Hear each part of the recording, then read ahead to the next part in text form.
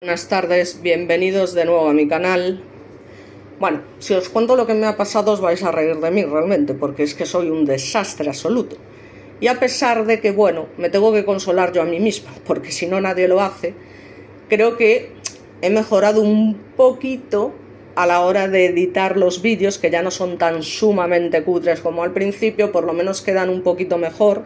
Pero bueno, al fin y al cabo eso no importa. O sea, lo que importa realmente es trasladar y transmitir a todas aquellas personas posibles lo que es ese recuerdo de unas víctimas que tienen que ser recordadas siempre, que siempre tienen que estar en nuestra memoria y que, jolín, que hay que tenerlas ahí siempre, o sea, siempre, porque de verdad es alucinante las cosas que pasan. Pero bueno, resulta que, bueno, yo, ya sabéis, bueno, pues me había hecho varios vídeos, entre ellos el del niño Christopher Irwin, me había hecho uno de una estrella de Hollywood, que bueno, no os lo voy a adelantar porque ya colgaré el vídeo otra vez.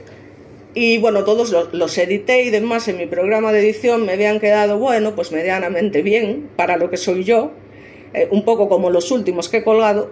Y macho, yo no sé cómo lo hago, que ya cuando están perfectos, que es que te lleva bastante tiempo hacer esto, o sea, lo que es editarlos, descargarlos, luego colgar, o sea, lleva su tiempo, y eso que lo mío es a lo cutre. Claro, otra gente pues se puede permitir pagarse programas que les hacen el vídeo automáticamente, pero yo no. No, aparte que me niego, o sea, para mí lo importante es el mensaje.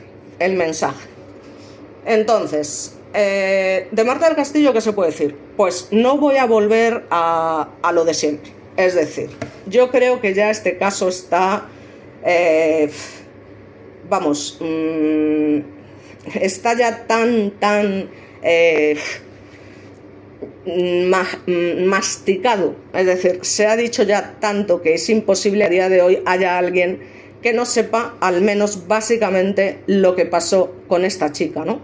Que era nada más que una adolescente, porque era una adolescente. Entonces, bueno, pues lamentablemente a veces pues hay personas que, como os digo, no se sabe muy bien por qué, tienen la mala suerte de encontrarse con ciertos personajes y, ya os digo, no hay manera de poder evitar estas cosas.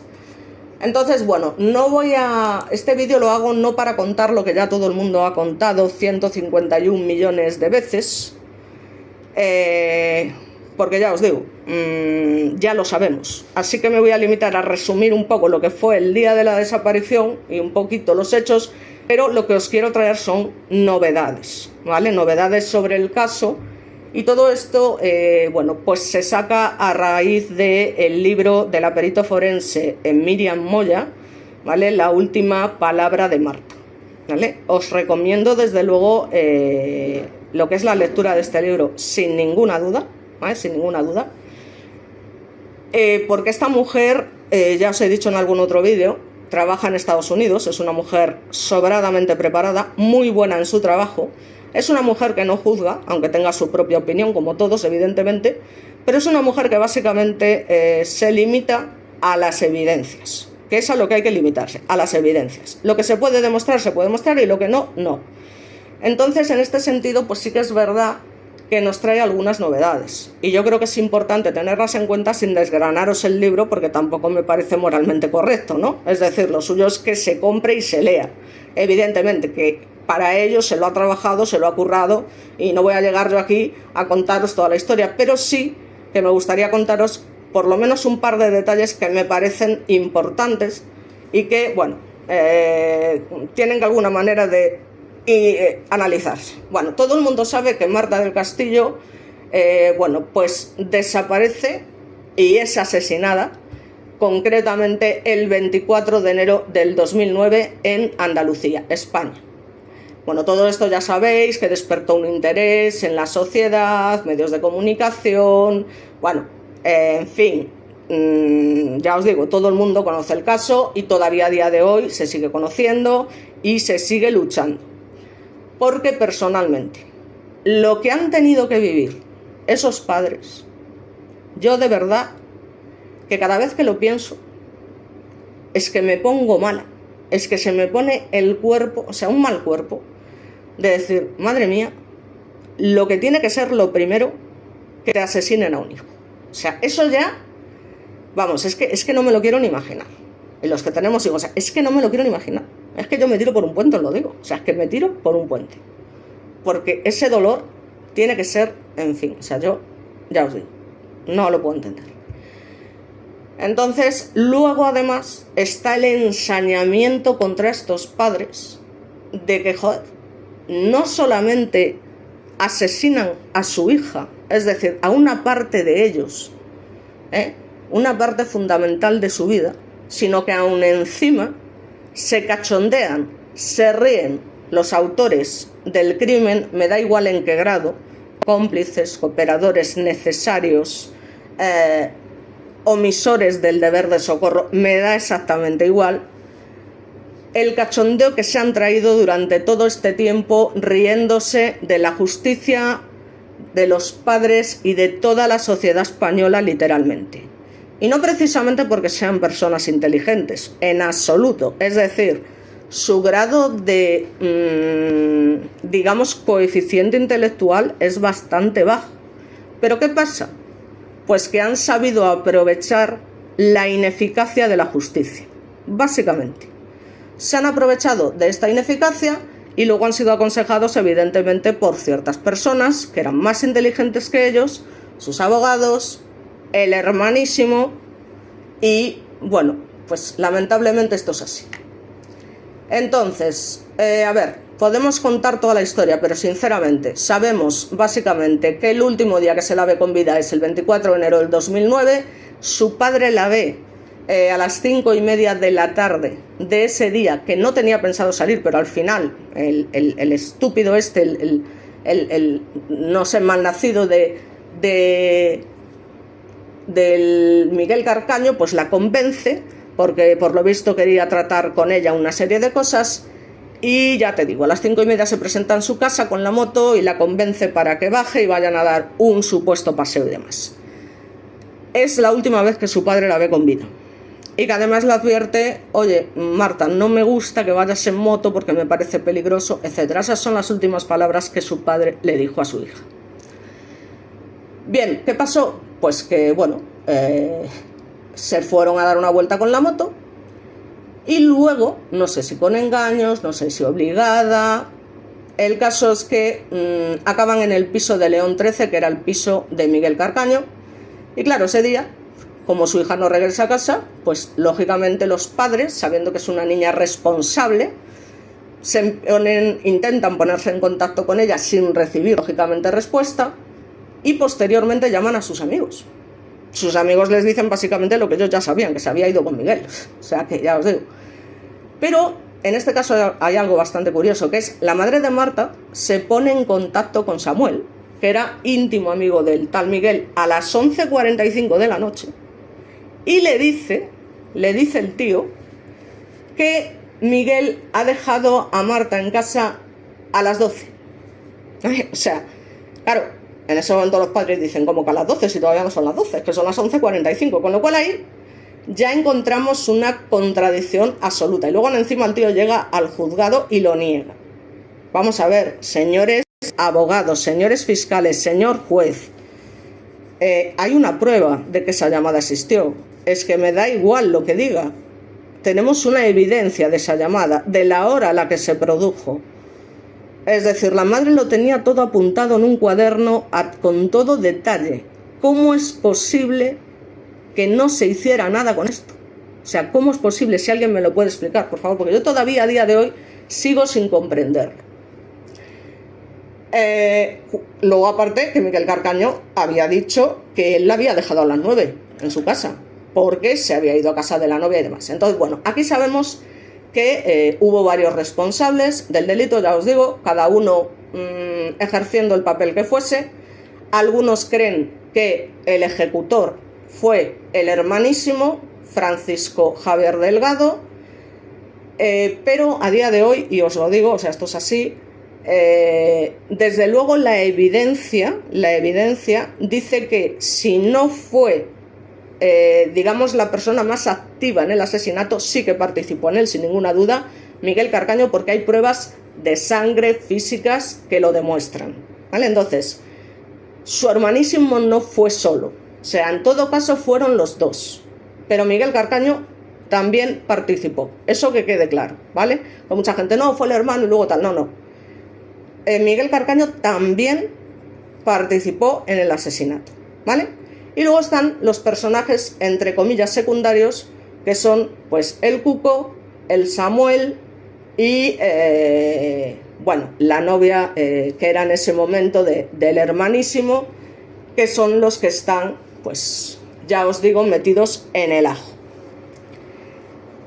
Esto está claro, o sea, yo creo que no hay nadie a día de hoy que tenga ninguna duda al respecto. De hecho, me atrevo a decir que son los personajes más odiados de España, ¿vale? Porque luego hay que ver la chulería de estos tipos, porque eso es otra.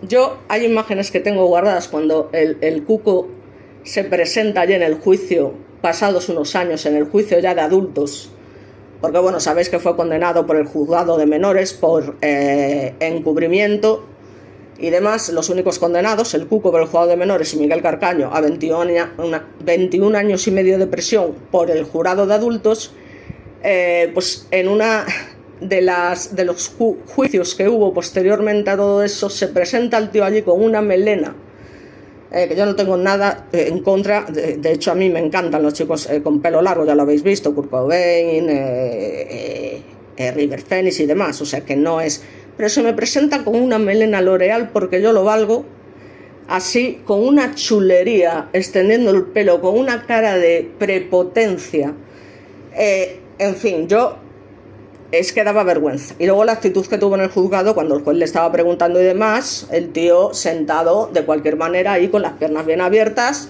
ya sabemos, en plan macho ibérico, y ya te digo, respondiendo a las preguntas, no, porque es total no. Y entonces el juez le tiene que llamar varias veces la atención, siéntese usted bien, haga el favor de contestar a mis preguntas y dejarse de andarse por las ramas, que no estamos aquí para perder el tiempo. Pero bueno, lamentablemente después ese juez no hace absolutamente nada. No solo eso, es que los absuelve a todos, o sea que es una cosa alucinante.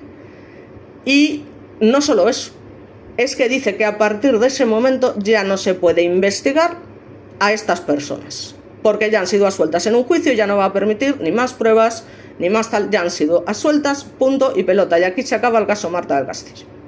Cuando hay pruebas, evidencias que contradicen las ¿cómo se llama esto? Cuando buscan una excusa, cuando se me atasca una palabra no hay manera. Bueno, esto que hacen para demostrar que ellos no han sido, ¿no? Coartada, ¿no? Bueno, pues eso. Los tíos, además, y en esto sí que se sabe que, bueno, pues una vez que sucede el asesinato y demás, no se sabe que estaban en la casa por la geolocalización de los teléfonos móviles, que además todos fueron curiosamente apagados a las mismas horas. Y, bueno, pues cuando sucede esto y demás, están allí en la casa, ya os digo, por el motivo que sea, unos cuando ya estaba Marta muerta, otros cuando no lo estaba, me da exactamente igual. El caso es que estuvieron allí, apagaron sus móviles y participaron de la manera que sea en el delito. Entonces estos tipos, pues ya os digo, resulta que hay 2 sentencias, lo cual es totalmente inconcebible en un sistema judicial. O sea, 2 sentencias contradictorias. Las del juzgado de menores, que en su momento, digamos, no encarcelaron, sino que metieron en este reformatorio de menores al Cuco acusado de encubrimiento, donde se reconoce que todos estos implicados efectivamente estuvieron a una hora determinada en el piso de León 13. Y luego tenemos la sentencia de adultos, que dice todo lo contrario. Dice que solo se puede demostrar que estaba allí Miguel Carcaño y que lo demás, pues que no se sabe. Cuando hay pruebas, ya os digo, es decir, hay una cámara de vídeo que graba al hermanísimo, están todas las contradicciones de Samuel, que dice con una llamada telefónica a la madre una cosa y luego resulta que es otra, eso está grabado, está demostrado. En fin, el Cuco que ya manifiesta, porque el Cuco cuando pasó todo esto era un niñato, o sea, tenía, bueno, sigue siendo un niñato, pero era un chaval muy joven. Y la primera vez que se interroga al Cuco y que se le hace que haga una reconstrucción de los hechos cuando llega allí, es en el momento en el que el chico dice lo más próximo a la verdad de lo que realmente se encontró o lo que realmente pasó o vio cuando llegó a esa casa. O sea, esa es la declaración más sincera que hace en todo este tiempo. Ese es el momento donde hay que presionar. Estamos hablando de un niño que está asustado, no, lo siguiente. Entonces ese es el momento en el que personalmente tienes que cogerlo, meterlo en una sala a él solo y presionar, porque ya os digo yo que a los 2 minutos está llorando como una mariposa y cantándolo todo lo que sabe. Pero que yo creo que ya lo dijo, o sea, él manifiesta en un primer momento que cuando llega allí se encuentra una cantidad de sangre que no era normal, que la niña estaba muerta, que no respiraba, patatín, patatán. Y esto es cierto, o sea, esto fue así, ¿vale? Y hay evidencia. Y esto es lo que os digo de las novedades. Es decir, esta chica, Miriam Moya, básicamente que estudia el caso como hay que estudiarlo, ¿no? Con evidencias y demás, habla un poco de las evidencias que nos cuentan lo que todos estos energúmenos no nos han querido contar, a pesar de que han pasado ya 16 años desde la desaparición de Marta del Castillo. Y ya os digo, el dolor permanece inmutable, suspendido en el tiempo, ¿no? Se supone que este caso está cerrado, pero es una herida abierta.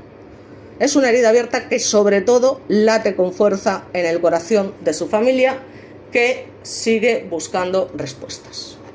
Y yo, ya os digo, no quiero ni pensar por lo que tienen que pasar, por lo que han pasado y por lo que siguen pasando.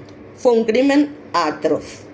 Fue un crimen atroz que se ha transformado en una maraña de mentiras, omisiones, secretos, donde básicamente el encubrimiento ha pesado más que la búsqueda de justicia. La justicia no buscó la verdad, la evitó. Entonces, bueno, ya os digo, volver a repetir el caso sería absurdo, pero ¿qué es lo que nos propone esta mujer?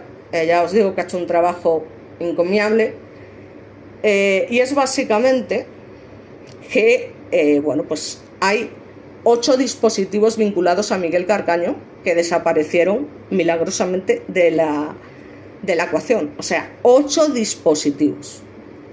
Por otra parte, el teléfono de Marta nunca apareció y el acceso a los registros de los otros sospechosos fue bloqueado. Entonces, esto no fue un error, o sea, fue una decisión, básicamente. Entonces, bueno, como os comento, se sabe que Miguel Carcaño no actuó solo. ¿Por qué no se investigó a fondo a los demás? Si sabemos que el crimen ocurrió en un sitio determinado, ¿por qué no se analizaron todas las pruebas? Es decir, es que Marta fue sacada en silla de ruedas y trasladada a algún sitio. ¿Cómo es posible que 16 años después seguimos sin saber dónde está? Entonces, ¿qué es lo que sabemos hoy? O básicamente lo que nos han querido hacer creer que pasó. Pues que el 24 de enero de 2009 Miguel la lleva a su vivienda de la Casa León 13, discuten, la golpea. Parece ser que de un solo golpe, con ayuda de terceros, se deshicieron del cuerpo. Pero ¿qué pasa si no fue así? Pues que como sin cuerpo no hay delito. Eso quisieron hacernos creer. En fin, pero la ausencia del cuerpo no borra el crimen. No lo exonera, ¿vale? O sea, la desaparición es solo un muro tras el que se oculta la verdad. ¿Y cuál es la evidencia, las novedades? Que esto muchos no lo sabemos. Mira, la ciencia forense no tiene ideologías, no se equivoca y no se puede manipular. Es decir, los datos no mienten. Entonces, por una parte, tenemos los posicionamientos móviles, los rastros biológicos, las huellas digitales que quedaron donde otros pensaron que no se podían borrar, y cada dato omitido en los informes es una señal de que había algo que no querían que supiéramos. Pero no me refiero a una mano negra ni a gente tal, eso es una milonga para no dormir, los temas de conspiraciones y demás, que todo el mundo busca conspiraciones en todos los casos, no sé por qué motivo. Entonces, la evidencia, digamos que nos indica una verdad inquietante, y es que Marta no está lejos de donde terminaron con ella. Básicamente porque no tuvieron tiempo. No tuvieron tiempo. Ahora, que después hubiese un traslado del cadáver por parte del hermanísimo de otra persona, eso ya es otro tema, pero en ese momento no tuvieron tiempo, ya os digo. Ellos lo que hicieron fue, después del asesinato, que fue a las 8:15, es decir, a las 8:15 Marta ya estaba muerta. Eso también hay evidencia. Lo cual me parece muy fuerte, y lo que os digo yo siempre a los testigos, que una señora testifique sí o sí, por afán de protagonismo, pues ya os he dicho varias veces el tipo de testigos que hay, tampoco quiero repetirme, básicamente vino a declarar que ella sí o sí a las 9:30 se encontró a Marta en el portal cuando iba a bajar la basura y que incluso habló con ella. Señora, y bueno, y que eso lo sabía porque echaban su programa favorito ese día y que empezaba a las 10 y que por eso sabía la hora que era. Y esto, ya os digo, no, hablé con ella y demás, pero señora, ¿cómo es posible que usted a las 9:30 viese a Marta del Castillo si estaba muerta? ¿Cómo es posible? Entonces es gente que yo sinceramente no sé qué es lo que está buscando, porque esto lo único que hace es impedir o complicar aún más el trabajo de las autoridades. Porque claro, ellos hacen su composición de lugar y dicen, no, claro, pues hasta ahora tenía que estar viva porque hay una testigo que afirma que habló con ella, que tal y cual. Entonces, claro, las cosas no les cuadran. Y es cuando empiezan a decir, jolín, aquí hay algo que no nos cuadra, tal. Y eso es darles más trabajo. Todo por un minuto de gloria. Sinceramente. Entonces, ya os digo. Esto, más que un homenaje, es un análisis frío de los hechos. Que es básicamente lo que hace esta mujer, Miriam Moya, que es un grito de resistencia contra la mentira y el olvido. Entonces, bueno, tampoco vamos a contar nada de la infancia, ya os digo, porque no viene al caso y demás. Y bueno, pues vamos a ver, ya os digo, esas evidencias.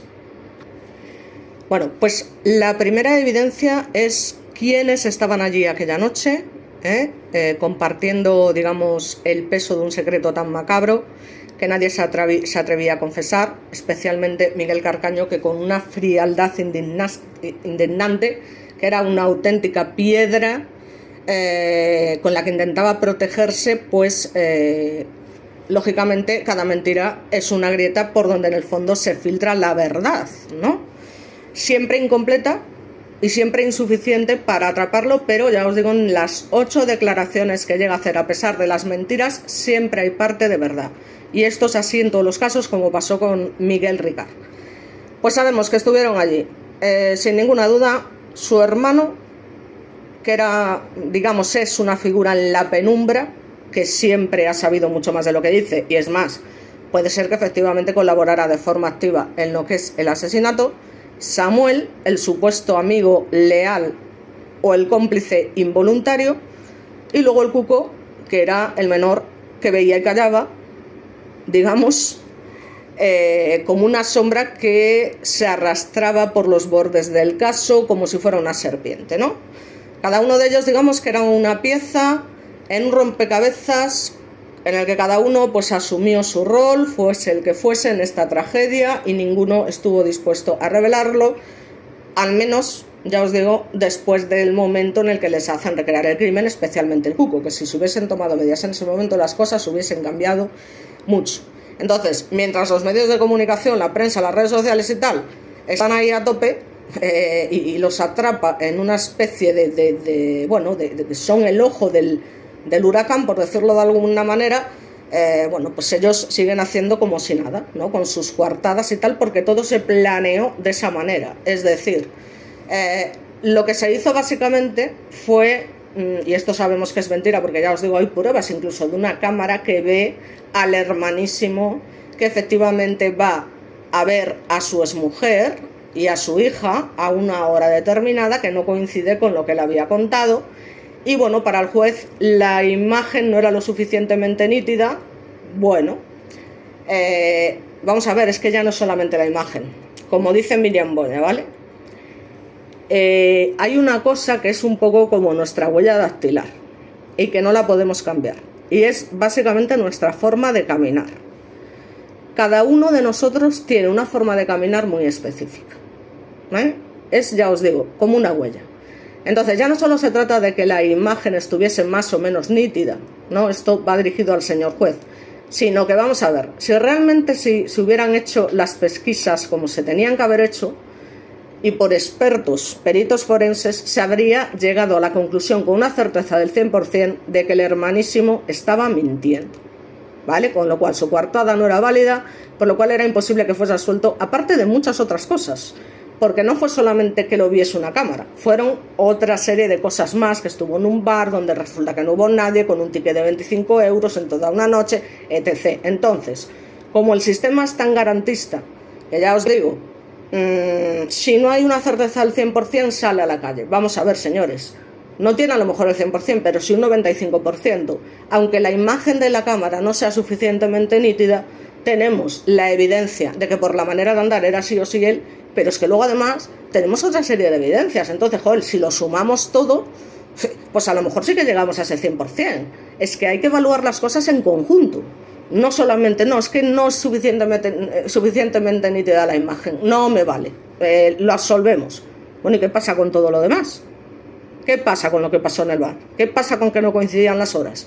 Con que, ya os digo, con el ticket, con el compañero de trabajo que dijo que fue a una hora y luego resulta que fue a otra y que estuvo allí, en fin. Porque ellos ya lo planearon todo al dedillo. Es decir, una vez que sucedió el hecho, el hermanísimo dijo, mira, ahora lo que tenemos que hacer es irnos todos de aquí, dejar el cuerpo aquí y cada uno irse a un sitio que nos vean, que se pueda luego tener una coartada y luego quedamos todos a determinada hora de la madrugada para deshacernos del cuerpo. Así de simple. Y luego fue efectivamente sobre la 1:30, 2 de la madrugada, que esto también tiene delito, cuando en una silla de ruedas, tapada con una manta, la sacan y la hacen desaparecer. Bien, fijaos lo que es la vida,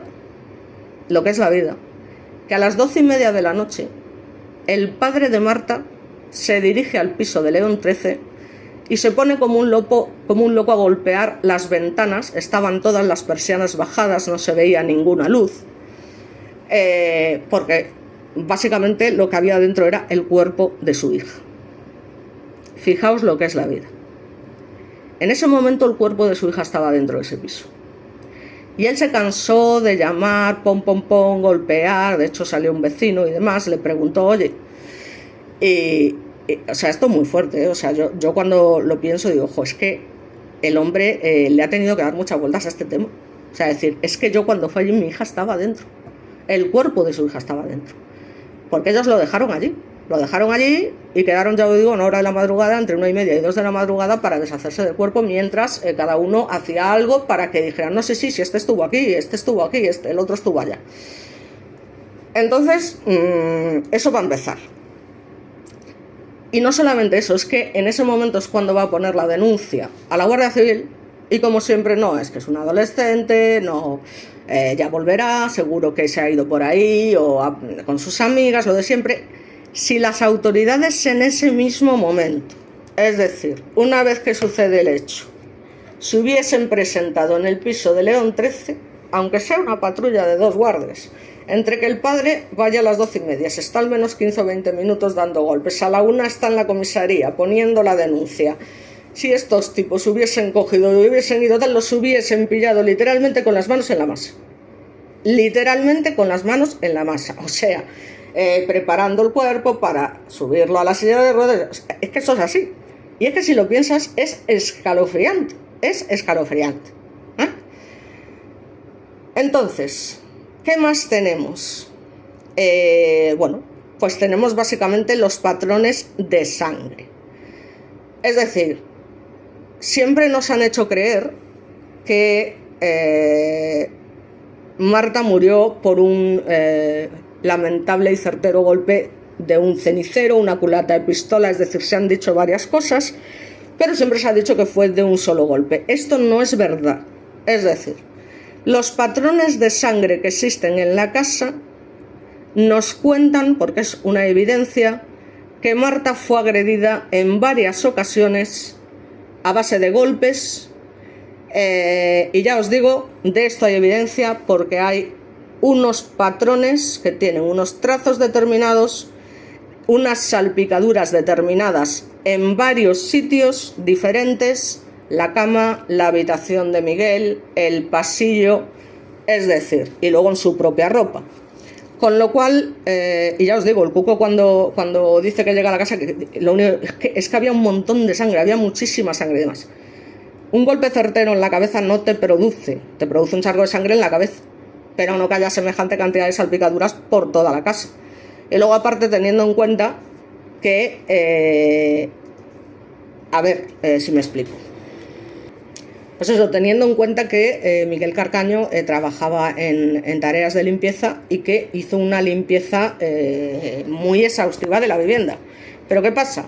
Que la limpieza no borra las manchas de sangre al 100%, ni mucho menos. Ya sabemos que está el luminol, que quedan restos y demás, con lo cual esas salpicaduras están ahí y demuestran un patrón determinado. Pero es que además, digamos que hay un análisis caligráfico de todas las cartas que Miguel Carcaño escribe en la cárcel y, como os digo, esto son también evidencias. Es decir, son personas expertas y especialistas en lo suyo, en este caso en caligrafía, igual que en comportamiento, igual que en una serie de movimientos y de gestos, es decir, son especialidades científicas. O sea, que nadie diga, bueno, es que por lo que escribe tal, no. Estamos hablando de gente que es experta en eso y que gracias a ellos se han resuelto muchos casos. O sea, esto es una realidad. Entonces, estamos hablando de que Miguel Carcaño es un manipulador sin remordimientos, un psicópata que lo único que le preocupa es salvarse, o también es posible que sea un peón atrapado en una red de mentiras que ni él mismo comprende muy bien. Cuidado, esto no lo exime de haber formado parte activa del asesinato, ¿eh? Ojo. Lo que pasa que sabemos que por encima de él, que tenía, no voy a decir un retraso mental, pero sí que eran bastante cortitos, que sí que está influenciado, como os comento, por el hermanísimo o por personas que desde luego saben más que él.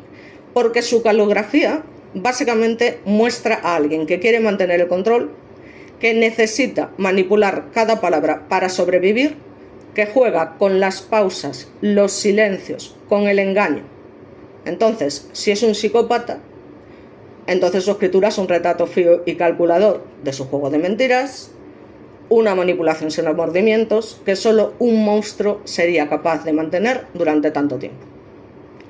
Sin embargo, si vemos que no es el artífice de la desaparición del cuerpo, aunque sí del asesinato, entonces digamos que esta declaración sería como un grito desesperado de construir una mentira creíble porque la verdad ni siquiera él la conoce. ¿Vale? Es decir, en un principio el cuerpo de Marta está claro que lo tuvieron que enterrar muy cerca, de hecho se dice que, por evidencias también, que probablemente estuviese en un cementerio muy cerca a la zona. Era un cementerio que estaba en unas condiciones lamentables, prácticamente abandonado, ¿vale? Por decirlo de alguna manera. A ver, la imagen esta se me está yendo otra vez, es que en fin. Que tenían las lápidas abiertas, o sea, literalmente había lápidas rotas, lápidas abiertas y demás. ¿Qué mejor sitio para enterrar un cuerpo que un cementerio? ¿Alguien se lo ha planteado alguna vez? O sea, teniendo en cuenta que había un cementerio muy cerca de la casa, que no tenían tiempo. Entonces, yo, sinceramente, ya os digo, tal cual cuenta Míriam Moya, me parece una conclusión bastante acertada de lo que pudo pasar. Ya os digo, esto no tiene nada que ver con que posteriormente alguien moviese el cuerpo y se lo llevara a otro sitio. Pero, cuidado, que claro, es que a nadie se le va a ocurrir buscar un cuerpo en un cementerio. Y ahí es lógico que nadie lo encuentre. Porque, ya os digo, si las tumbas están, en muchos casos, medio rotas, tal y cual, pues nada, lo meten allí con otro cuerpo y demás. ¿Y quién va a ir a investigar allí? Absolutamente nadie. Y ya os digo, les quedaba muy cerca, es que era la opción más sencilla, al menos en ese momento, ¿vale? Entonces, ya os digo, la inteligencia de Miguel Carcaño no era aguda, precisamente, o sea que parece que nos está intentando manipular, pero en realidad es lo que nos quiere hacer creer. Pero según la caligrafía, digamos que él está intentando darle forma a su mentira, y digamos que lo que tiene es una falta de precisión, que intenta disfrazar la realidad, que está en manos de alguien que es realmente astuto y que no dejaría tantas grietas visibles. O sea, luego aparte las faltas de ortografía constantes, incoherencia en detalles, su incapacidad para sostener una única versión sólida, ¿no? Pues llevan a la conclusión, en la opinión forense, que no tiene ni la astucia ni el control para esconder un cuerpo durante tanto tiempo sin dejar rastros, básicamente. Porque este trama está por encima de sus capacidades. Entonces, básicamente, una de las opciones es, y la más factible, es que no guarda este secreto, o sea, no sabe dónde está el cuerpo, no sabe, lo supo en su momento, pero ya os digo, por el motivo que sea, ese cuerpo fue cambiado de sitio, o no, pero él no sabe, por el motivo que sea, dónde se dejó ese cuerpo. Entonces, bueno, ya os digo, la caligrafía pues también nos dice que es un hombre atormentado, no necesariamente un genio del engaño, porque su estrategia, ya os digo, está llena de grietas, de inconsistencias, de errores de cálculo. No hablamos de un criminal aquí brillante, sino alguien que se tambalea, ¿no?, en su propia versión de los hechos. Esconde la verdad, pero lo hace con torpeza. Y si no la esconde, el verdadero autor de este misterio, como os comento, aún está por ahí en las sombras, y que todos ya sabemos quién es, esperando, observando, etcétera, etcétera. Y luego, lógicamente, están las personas que influyeron en su declaración y que lo guió en cada palabra, en cada omisión. O sea, que esto está claro que fue manipulado por personas que tenían una mayor inteligencia que él, lógicamente. Entonces, bueno, ya os digo que se habla de mucha sangre, y él manifiesta en un principio que la golpea con un cenicero por una discusión y tal, que no tenía intención de matarla, que fue un accidente y demás, en fin, y que Marta acabó desplomada en el suelo, inmóvil y silenciosa. Bueno, lo suficiente para hablar la sangre de quienes quieren escuchar su palabra, ¿no? Como dice Miriam. Es decir, una niña pues que estaba llena de vida, que era una niña muy afable, que tenía muchos amigos, que era muy querida. Bueno, lo que pasa siempre, aunque es verdad que siempre se dice lo mismo de las víctimas, pero es que en este caso es cierto. Es decir, era una chavala pues que estaba en una edad muy bonita y jolín, estamos hablando de 17 años, una chavala abierta, andaluza, ya sabemos cómo son, y bueno, es así, ¿no? Entonces, bueno, pues digamos que cuando pasó todo esto, pues no hubo lágrimas por parte de Miguel, no hubo un remordimiento visible. Su voz, digamos que era plana, mecánica, como si estuviera leyendo un manual. Y después es cuando entra en pánico, no sabe qué hacer, llama a Samuel, llama al Cuco para pedirles ayuda. Es su relato lo que los sitúa allí, en el centro del crimen, como ya os digo, cómplices silenciosos, ¿no? Es cuando ya idean el plan para deshacerse del cuerpo. En un principio no se nombra al hermanísimo, que también luego se demuestra evidentemente que estuvo allí, ¿no? Se cuenta lo de la silla, lo de la manta y demás, y bueno, ya luego empieza a dar una serie de versiones, que si la tiraron al río Guadalquivir, que si se encontraba en no sé qué sitio cerca de donde vivía su novia actual, que por cierto era una menor y sus padres consentían el romance, en fin, yo no sé. Es decir, todo era una telaraña, sin ninguna duda de mentiras, luego que involucre, digamos, a sus amigos, es decir, ¿realmente participaron? ¿No participaron? Pues sabemos que sí participaron, porque ya os digo, el geoposicionamiento de los móviles demuestra que estuvieron allí, y además todos apagaron el móvil, ya os digo, a la misma hora. Entonces, ya os digo, es que, en fin, todo, bueno, En el río Guadalquivir, bueno, pues aunque ha sido testigo de muchas historias, bueno, también guarda secretos, lógicamente en sus profundidades, y fue pues esa primera declaración que hace Miguel, ¿no? Entonces, bueno, lógicamente, tras semanas de rastreo y demás, expertos y demás, allí no se encuentra absolutamente nada. Entonces esto desafía la versión de Miguel sin ninguna duda y se llega a la conclusión de que Marta no está en Guadalquivir, básicamente. Además, la silla de ruedas es una pieza clave también en el relato, porque al loro, esto es así y se sabe, también no es una evidencia, contenía ADN de Marta, Miguel y el cuco. Punto y pelota. Por lo tanto, esas 3 personas, incluyendo lamentablemente a Marta, tuvieron algo que ver con la silla, la tocaron en algún momento, lo que sea. Y también, jolín, aquí surge una pregunta, es decir, ¿pero cómo es posible que usaran para trasladar un cuerpo una silla con el cuerpo? Además que hubo testigos que los vieron, en un bar que había por allá enfrente y demás. Dicen, no, yo vi cómo sacaban una silla con lo que parecía. Yo pensé pues que era, claro, la gente no se piensa que llevas a un muerto ahí, ¿sabes? Entonces, bueno, pues dice, y nadie los vio y tal. Pues sí, es verdad que las calles de Sevilla son calles que siempre tienen alegría, que siempre están, bueno, y sin embargo, pues parece que esa noche era ahí un auténtico desierto, ¿no? Es decir, ¿cómo pudo pasar esto sin testigos, ¿no? Una silla que además rechina en la madrugada, ¿no? No sé, resulta bastante grotesco, prácticamente absurdo, pero el ADN no miente. O sea, la silla existió, estuvo implicada y la cuestión es ¿para qué? Básicamente para trasladar el cuerpo, es que no hay más vueltas que darle, o sea, esto es así. Y como os comento, las probabilidades y no posibilidades, que ya os digo no es lo mismo, nos hacen indicar que, ya os digo, en un primer momento al menos fue llevada al cementerio, como os comento, también por el posicionamiento del teléfono móvil de Miguel Carcano, ¿vale? Así que esto es también una evidencia.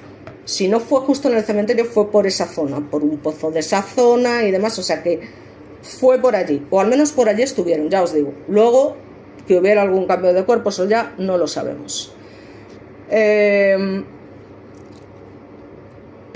A ver si os cuento lo de los patrones de sangre, porque siempre me enrollo.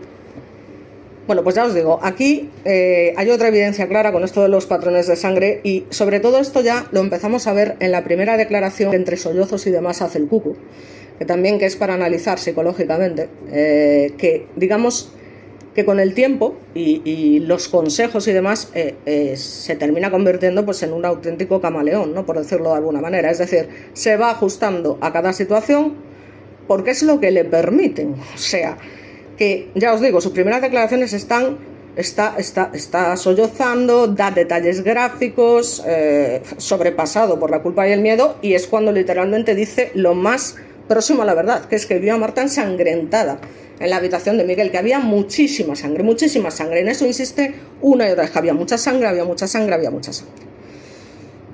Entonces, esta versión, desgarradora en su sinceridad, pues es, ya os digo, la más cercana, digamos, a cómo terminó el cuerpo. Pero eso no quiere decir que el cuco no tuviera que ver también algo con este hecho. Y luego se convirtió básicamente de un testigo clave a un maestro de la evasión, básicamente. Entonces, bueno. Otra cosa también que tenemos que tener en cuenta del cuco, que es algo bastante curioso, y esto hay que tenerlo en cuenta, ya os digo.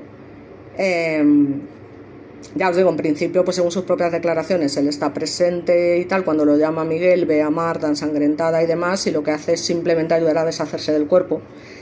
Luego más tarde, evidentemente, hace como todos y dice que no, que esto fue por presiones policiales, y digamos que esto lo hace un poco no para limpiar su imagen, pero esto en el fondo nos genera un poco más preguntas que respuestas. Es decir, ¿por qué confesar algo tan incriminatorio solo para retractarse después?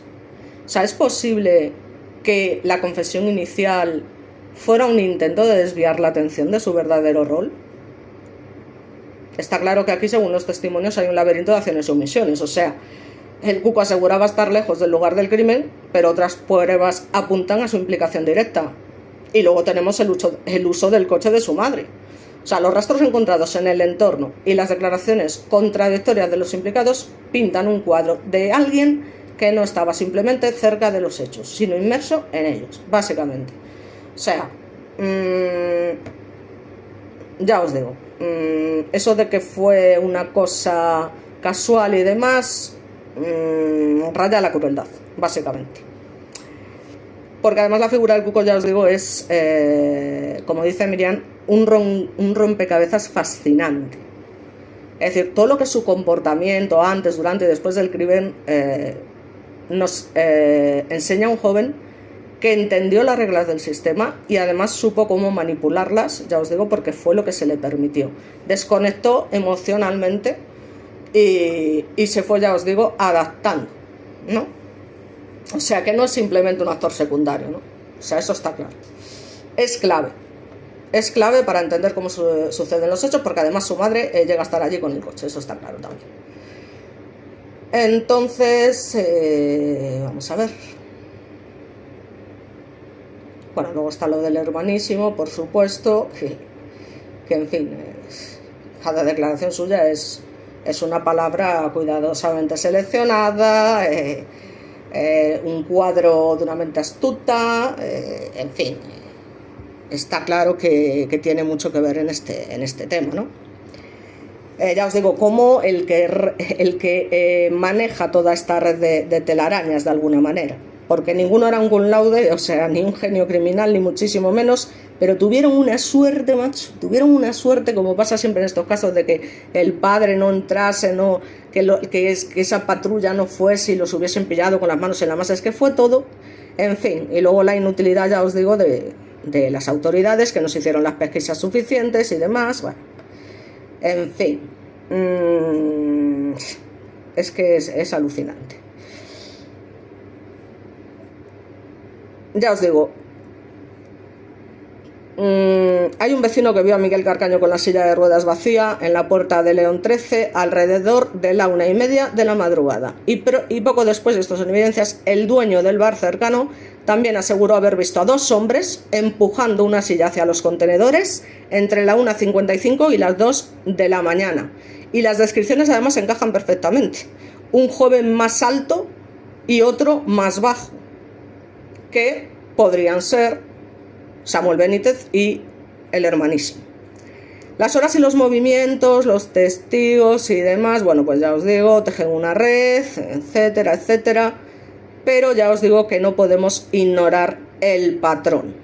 No podemos ignorar el patrón. Samuel otro tanto de lo mismo, presiones policiales, se reinventa la historia una y otra vez, miente descaradamente cuando hay una evidencia de la llamada, yo no sé cómo se puede aceptar. Y ya os digo, lo que hacen es sembrar dudas. Y esto pues ha sido suficiente para mantener la verdad fragmentada.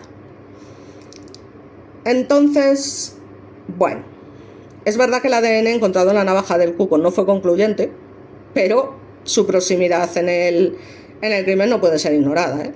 O sea, que en la ciencia forense estas cosas no solo cuentan historias, también plantean preguntas que los sospechosos no quieren responder, ¿no?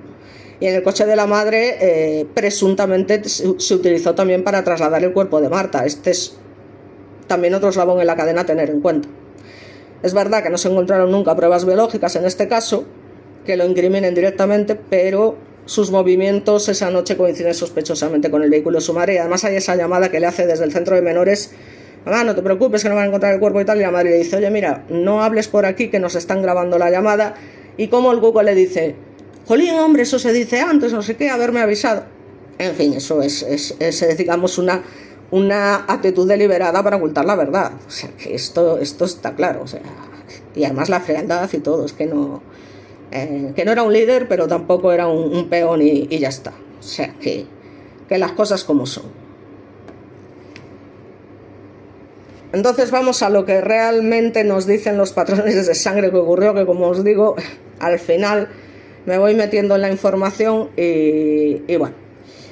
Digamos que, como os digo, se hablaba de que el cuerpo estaba rodeado por un charco de sangre, pero que no se correspondía con un golpe único.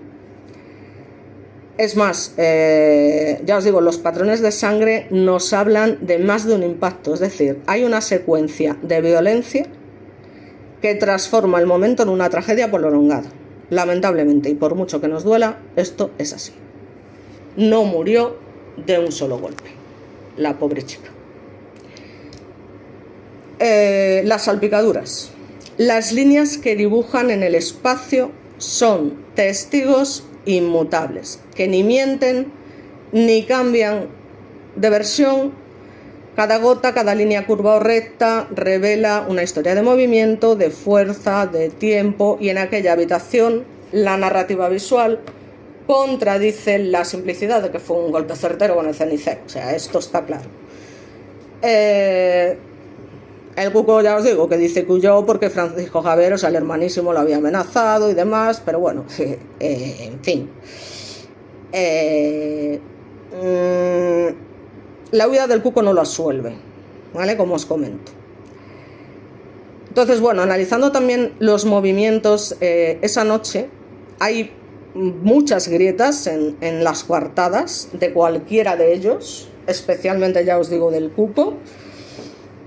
Y ya os digo, primero admite haber estado allí, luego lo niega, dijo que se encontraba en un botellón, los tiempos no cuadran, los testimonios se contradicen, los detalles lo traicionan, en fin. Pero ya os digo, es que las pruebas no mienten. Entonces, tengo que decir que la navaja que fue de mariposa encontrada en el sumidero frente al portal de la calle León 13, que sabemos que pertenecía al cuco porque tenía una colección, ya os digo, no se encontró sangre en ella ni ADN, pero su existencia y su proximidad al escenario del crimen y la narrativa de que Marta pudo haber sido amenazada con un arma son piezas que desde luego encajan, ¿no?, en todo este puzzle siniestro. Y luego el testimonio del dueño del bar, que ve a dos hombres delgados empujando la silla de ruedas, no sé qué, algo pesado y demás. Añade una capa más al misterio, uno era más alto, otro más bajo. Podrían ser también Samuel del Cuco, que llevaban, que sabían, en fin. Son muchas cosas. Ya os digo, aquí lo que más llama la atención es la falta de emociones. La falta de emociones y la construcción que se han hecho de una máscara de yo no fui, pero sus acciones desde luego cuentan otras cosas, ¿eh? O sea, esto es así de fácil, o sea, no hay más vueltas que dar. Está claro que el hermano no actuó solo, porque tanto la sangre como los movimientos como las palabras, todo los coloca en esta tragedia, a pesar de su juventud, y terminan entendiendo, a pesar de su coeficiente intelectual, cómo jugar con el sistema y construir un relato lo suficientemente enredado como para que la verdad quede diluida por ahí. Entonces, ya os digo, las pruebas forenses, los patrones de movimiento, los tiempos y lugares no cambian. Lo único que cambian son las palabras. Y ya os digo, no importa cuántas versiones se den ni cuántas estrategias se inventen, la sangre siempre encuentra una forma de salir a la luz. Punto y pelota.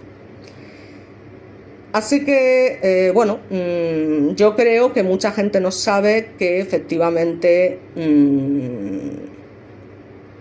Marta no había sido asesinada de un solo golpe. Yo creo que en la mente de la sociedad española pues está esa idea de que o bien con la culata de la pistola el hermanísimo, o bien con el cenicero el propio Miguel Gargaño la habían asesinado, pero es que realmente ya os digo que no, porque hay una sombra traicionera en el piso, que demasiada sangre, como os comento, para que fuese un accidente, vamos, eso está claro. Así que ya os digo que estas cosas no mienten y bueno. Digamos que de alguna manera el hermanísimo, si no participó activamente, entró en la habitación en el momento que se produjeron los hechos y llevaba pues esa frialdad calculada, que siempre lo han vuelto, y mientras Miguel, digamos, que se tambaleaba, ¿no?, después de lo que había hecho, desbordado por el horror, ¿no?, el otro era hielo puro, o sea, era hielo puro. Entonces, bueno, básicamente hacen un pacto de esto, lo vamos a solucionar entre nosotros, tal, no sé qué, tú te callas, lo otro, lo de más allá. Pero la sangre era demasiada, o sea, ya os digo. Salpicaduras, manchas, el charco creciente en el suelo, esto no era posible, ¿no?, en un solo golpe. Aquí hablamos, ya os digo, de una tragedia prolongada, de sucesión de impactos, cada rastro de sangre grita un momento distinto de sufrimiento.